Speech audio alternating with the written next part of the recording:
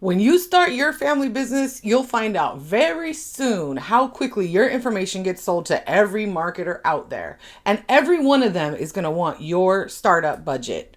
Stay tuned so I can tell you how to make sure that you get the most out of the marketing for your small family business. And here's all the secrets that those marketers don't want you to know. I'm Bridget Hart, coach, business consultant, and blossoming mystic. I hope that you enjoy the content I'm about to bring you today, and don't forget to subscribe down below, like the video, and leave me a comment because this is all about interacting with you. So today I'm talking to you about how to market your small family business. There are a lot of secrets to doing it really well on the budget that you might be working with. Now, whether that budget is small or large, you want to be smart with your investment, right? So don't go giving your money to every Tom, Dick, and Harry that sends you an email or blows up your phone trying to get you to spend money with them for SEO services, website building, app development, etc. Okay? Here are the 3 things if you focus on in your marketing strategy, you're going to have a hit no matter what. So the very first point is to focus local.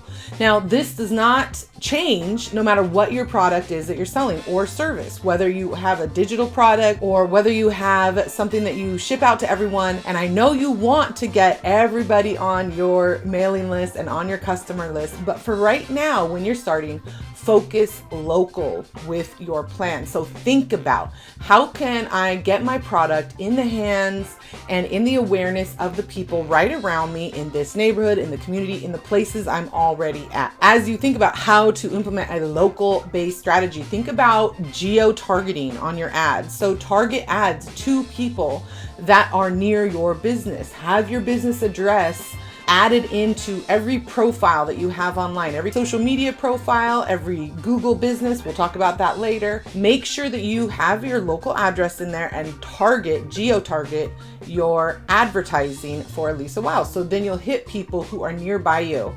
Then they have the opportunity to see like, oh, I like their product. So you've marketed to them because they are a potential customer.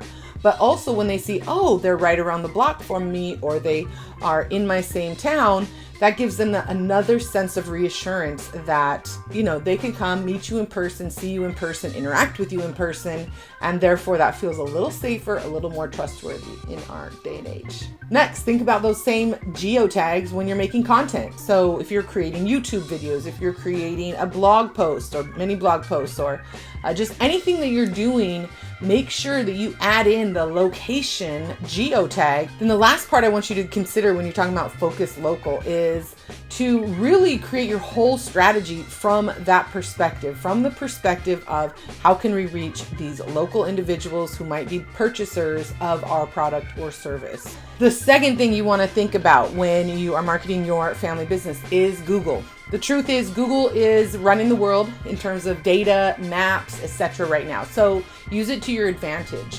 You don't have to pay someone a lot of money to use it to your advantage either. Yes, there's a lot of words being thrown out there about SEO and SMO and CTRs and CTAs and all these acronyms that the marketers would love for you to get confused about. But the thing you need to know is authenticity is going to get you all those things, okay? When you come to the table and you're authentically bringing the truth about yourself, your product, the needs that you meet for your clients, etc., you're going to naturally build and develop all of those Google algorithms, so to speak, right? So it's not about trying to game the algorithm, although there is a lot of ways to utilize it to your advantage, right? So yes, go ahead and take the time to come up with keywords. You might even want to find, say, 10 to 15 keywords total that you're going to utilize as you market. And when you find those keywords, don't think in terms of what you provide, but rather think in terms of the problems that people are searching for solutions for,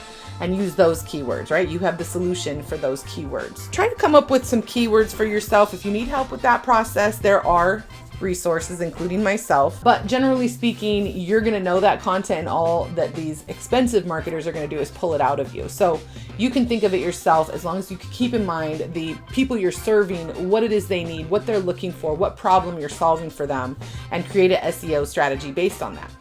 then put that SEO strategy to work, right? So create 10 to 15 words and then use those keywords in content that you're creating, whether it's advertising, whether it's postcards, whether it's, like I said, blog posts, a newsletter, if it's a newspaper article in your local newspaper, etc. But use those keywords and create content and get it out there, okay? Get it out there on the social medias, get it out there on Google, and also hopefully on your own website, ideally, because that will help Google know, oh, here's where we send people who are looking for that. The third part of the Google and taking advantage of that is really to make sure you do create a Google business page. Create your business page, again, with the geo-targeting, with the local map address on it, okay?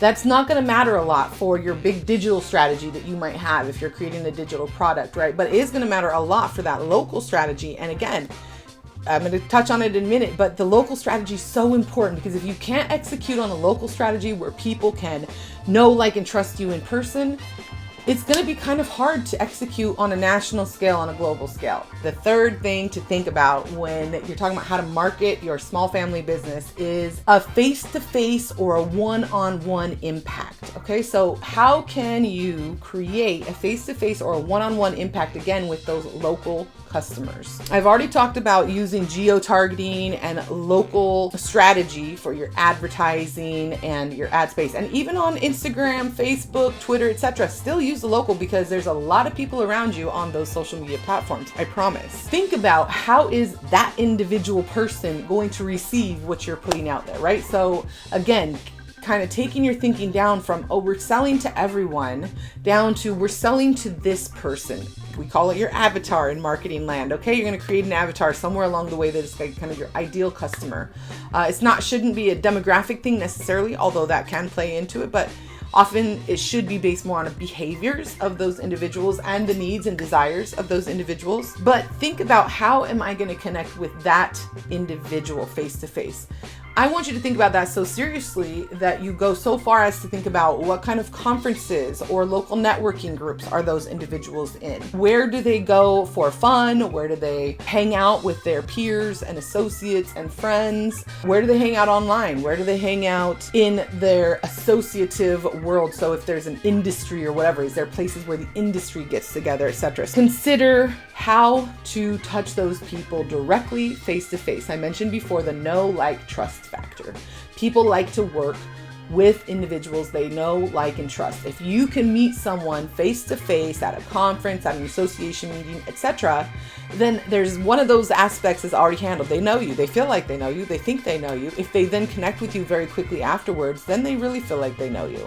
And now you have a chance to build the trust and the like aspects. So one of my mentors, coaches, one of the people I look up to a lot, Pam Slim, she's about to come out with a new book. It's called The Widest Net. She's already written two. They're key, they're golden. You definitely read them. I'll drop links below, called The Body of Work and Escape from Cubicle Nation.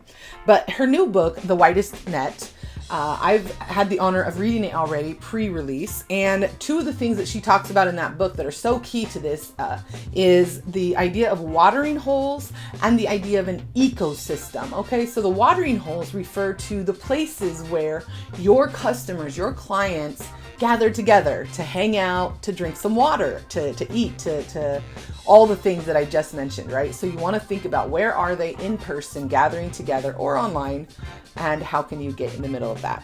The next thing she talks about is the ecosystem, which is the referral to, instead of trying to build an empire out of your family business, out of my family business, that rather we exist in an ecosystem of people and businesses that we partner with, as you know, the vendors, the clients, etc., right? And that the more we think about the ecosystem that we're a part of, and how to affect that on a very real level, that again also benefits our business, right? Because now those ecosystem partners become referral partners as well. When we work together and we like working together, we tend to refer the people we like working with to other people we like working with. So it's a marketing strategy, because it opens up who you're marketing to from only the people you reach directly, but into also the people that your whole network also reaches. One of Pam's really good friends, clients, etc., Desiree Adaway, also a mentor of mine, but Desiree Adaway did a process where she did 100 phone calls with random people. She just told the people she knew, hey, if you know anyone that you think I should connect with, I want to call them. I want to talk to them. Let me get their number and let me, hook us up, connect us for a phone call. And she assured everybody, I'm not writing a book. I'm not taking notes on this. I just want to connect with a bunch of people and really hear what is going on and develop some relationships. So she did these 100 phone calls with random strangers that other people were connecting her to. And as a result of that work, now I'm not suggesting you go do the same thing, but the point is, as a result of that work, she was able to niche in what her business was, and not only niche in, but then explode in big ways, right? Because through those networking connections that she made, people then were like, oh, you know what? I just heard about this opportunity or that opportunity, and Desiree Adaway is who I think of. So they were calling her then, back to back with different opportunities and offers and places where people needed her services. So the idea is, think one-on-one when you're creating your content, when you're creating your marketing strategy, when you're creating all of the materials and assets, your website, your Google page, your business listings, etc. Think one-on-one. Think in terms of the face-to-face connection with your client and how you can make that authentic, feel good, and really speak to the need that you're trying to meet for them. So that's it. Those are the secrets that the marketers don't want you to know. They don't want you to know that if you use your local market and your tools that can focus local for marketing, you will reach people and they will reach people outside of that. Secondly, use Google to your advantage. Do it by being authentic, telling your real story and connecting with what it is people want solved, the problem they need solved versus the thing that you're trying to bring to them.